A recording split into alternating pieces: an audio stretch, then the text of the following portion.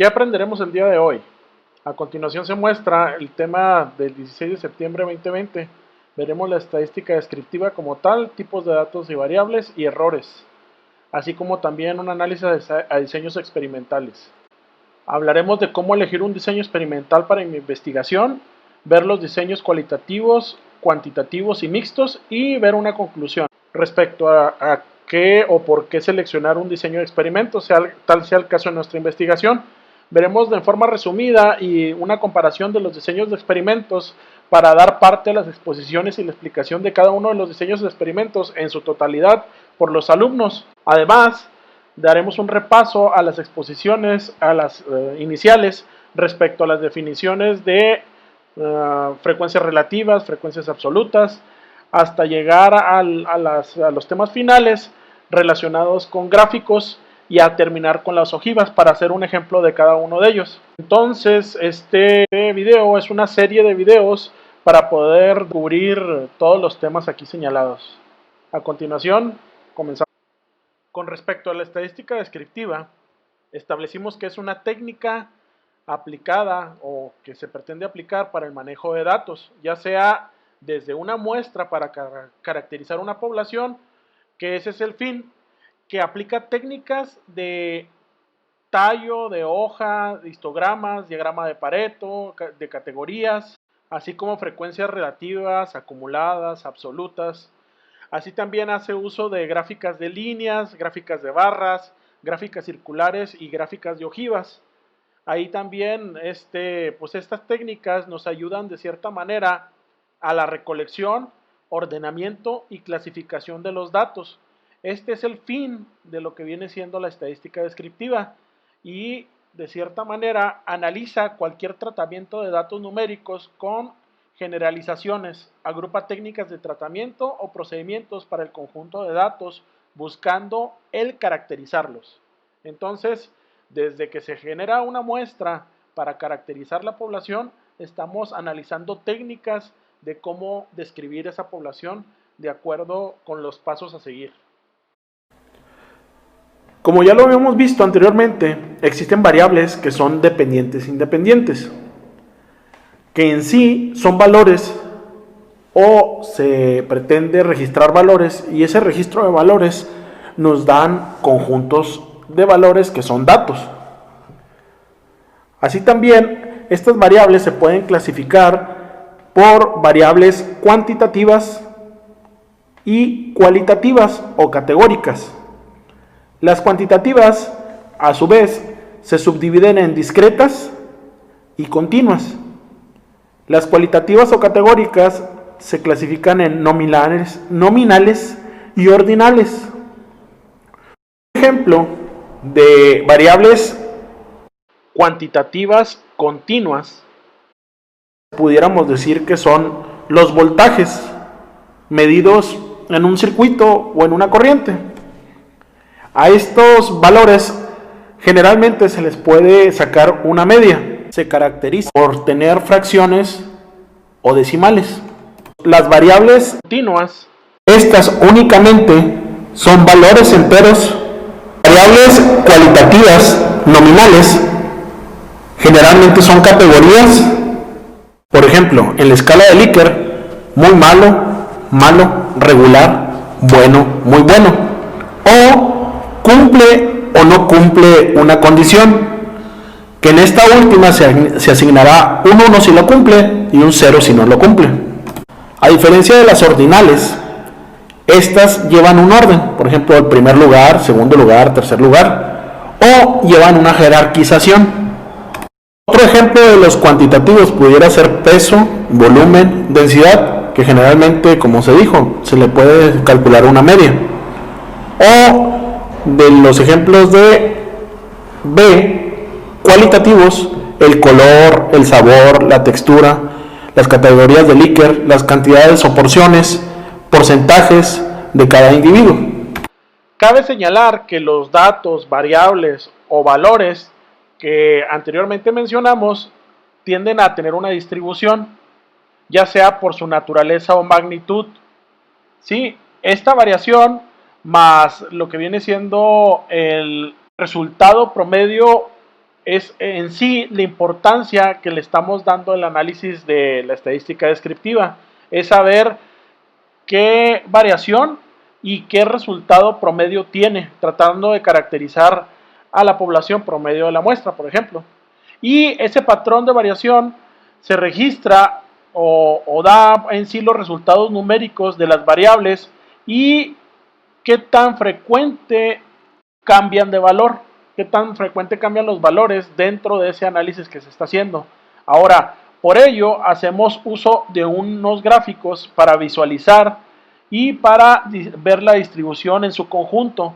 Y al mismo tiempo, nosotros tratamos de ver que la muestra que estamos tomando sea similar a la distribución que tiene la población. De aquí se desprende el análisis al error experimental, partiendo de lo que es una medición, posterior asignación de un número en específico, su análisis y la generación de nueva información para continuar el análisis, o posterior contraste de hipótesis. Esto puede causar errores al momento de hacer cálculos o a desarrollar la experimentación, debido a que esto debe de ser válido cuando se mide algo de manera, debe demostrarse que aquello que se trata de medir está libre de distorsiones sistemáticas. También debe de ser confiable porque cuando se aplica repetidamente un mismo fenómeno o objeto o al mismo tiempo por los dos investigadores diferentes, proporciona resultados iguales o por lo menos parecidos. Entonces, la tercera característica que debe de tener una medición es que cuando se determinen con exactitud satisfactoria en relación con el propósito que se busca, la magnitud del fenómeno u objeto que se estudia. Entonces, estas tres características son las que deben de tener una medición para no generar mayor error experimental. Vemos que el error sistemático se puede calcular, medir o prever, es prácticamente constante y se corrige mediante calibraciones, sensaciones. Se relaciona con lo general, con la exactitud de la medición. Con respecto al error aleatorio, no se puede prever, pues se debe a causas muy variadas y comúnmente desconocidas para el sujeto que realiza la medición. Se relaciona por lo general con la precisión del instrumento. Ahora también es bueno establecer los tipos de errores experimentales que existen, pero errores relacionados con la medición, debido a los instrumentos, debido al operador, debido a los factores ambientales y debido a las tolerancias geométricas de objetos de medición o a medir. Por ejemplo, tenemos el error de alineación, el error de diseño-fabricación, el error por desgaste, el error por precisión y forma de contactos, el error por mal posicionamiento, el error por paralaje, el error por variación de la temperatura, el error por otros agentes externos, el error de deformación, el error de forma y el error de estabilización o envejecimiento. Estos son los tipos de errores que podemos ver de acuerdo a la categoría inicial descrita. Una vez comprendido los tipos de errores, es bueno establecer qué es exactitud y precisión. La exactitud depende principalmente del instrumento de medida y está en función del error absoluto. En sí es una comparación del valor verdadero con respecto a la medición, y la precisión se puede estimar como una función de la variabilidad de las mediciones entre sí, una medición que tanto varía con la otra. Esto se pudiera estar haciendo por dos científicos o dos investigadores. Partiendo de estas definiciones, establecemos que la relación, tanto la precisión con el error aleatorio, como la exactitud con el sesgo o los errores sistemáticos. Vimos que el desarrollar repeticiones pudiera aminorar lo que viene siendo el riesgo, el error aleatorio, y con lo que respecta a la exactitud, pudiera hacer la comparación de dos métodos, pero estos tendrían que no tener errores significativos, porque si tuvieran errores significativos, alterarían la exactitud. En lo que respecta a los muestreos, debido a que desarrollar un censo para caracterizar toda la población es muy costoso, lleva mucho tiempo y se tendría que tener mucha ayuda de otras personas, e incluso cuando son materiales en mucha cantidad también es imposible desarrollar una caracterización completa de la población. Es necesario desarrollar un muestreo. Por decir, si nosotros quisiéramos analizar la grasa en un lote de leche que está en un silo, tendríamos que tomar un muestreo de esa leche, debido a que sería imposible caracterizarla por completo. Lo que se refiere, por ejemplo, también para poder caracterizar la contaminación en un río, se tendría que hacer un muestreo en diferentes puntos para poder determinar el nivel de contaminación. O si fueran análisis destructivos de materiales o productos finales, pues sería muy poco viable, económicamente hablando, destruir todas las piezas para ver cómo está nuestro proceso. Un ejemplo de ello pudiera ser el análisis de un lote de pastillas. Como se va generando la producción, se pudiera establecer un muestreo sistemático en el cual se pudiera estar analizando la 10ª pastilla que se esté generando por ese producto, por ese proceso, en el cual la población sería el lote, la variable sería el peso a medir y lo que viene siendo los valores de cada uno de los pesos que se obtuvieron, así como los datos serían el conjunto de los pesos obtenidos. Entonces, un muestreo aleatorio o muestra aleatoria es un procedimiento de selección de un individuo dentro de una población, pero ese individuo tiene que tener las mismas posibilidades de ser elegido como cualquier otro miembro de esa población, para que éste realmente tenga un procedimiento aleatorio de selección.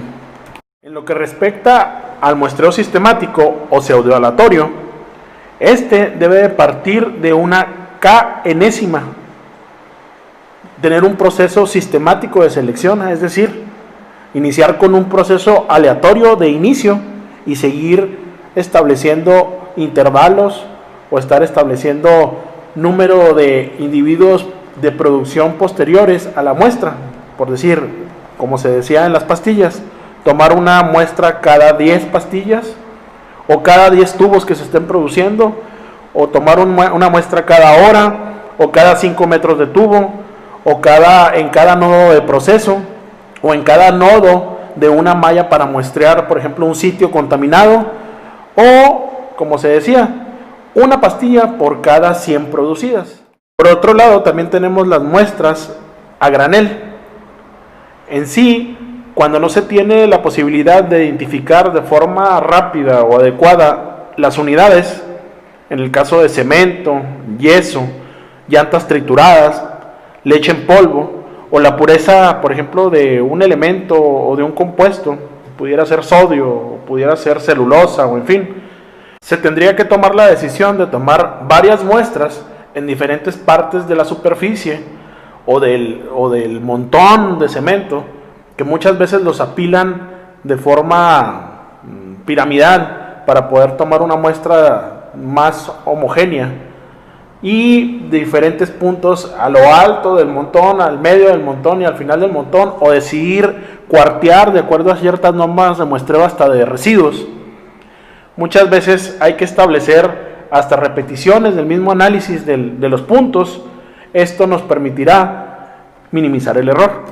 Pero hay que considerar también que existen dos fuentes de variación posibles: el error aleatorio en la medición de la pureza, por ejemplo, de lo que comentábamos del sodio, o las variaciones reales de la pureza del cloruro de sodio en diferentes puntos, porque también dentro en sí del compuesto o del elemento pudieran tener ciertas variaciones de concentración, sobre todo en la condición a granel.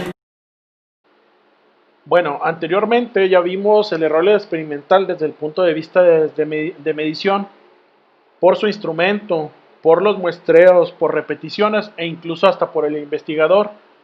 Pero hay que señalar que en sí también pueden existir errores debido a que las unidades experimentales, sobre todo en la naturaleza, no son 100% exactas. Tal es el caso de los seres vivos, también la cuestión de los conceptos sociales, psicológicos, etc. Nunca serán 100% iguales.